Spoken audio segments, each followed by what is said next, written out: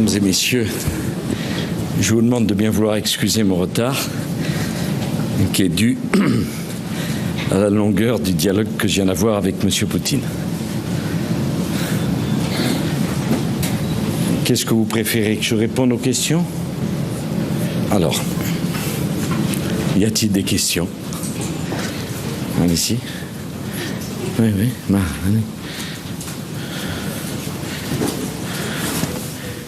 Nicolas Hulin, dans votre livre « À la France russe », vous racontez ce qui s'est réellement passé entre les deux dirigeants, parce qu'il y a eu beaucoup d'hypothèses. C'est vrai que Nicolas Sarkozy apparaît un peu groggy. Avait l'air, oui, saoul, et on avait à l'époque encore la référence en tête du naufrage éthylique de Boris Yeltsin, qui avait l'air sans cesse bourré. Et les commentateurs s'étaient dit « Ah, sacré Vladimir, il a réussi à faire boire notre Nicolas national », mais en fait pas du tout. J'ai eu le récit de l'un de ses proches qui m'a raconté que s'il semble à ce point sonner, ce n'est pas du tout à cause de l'alcool, puisque aucun des deux hommes ne boivent, mais à cause de la violence de leur première entrevue qui avait eu lieu quelques minutes avant, une entrevue d'une grande violence en termes de physique.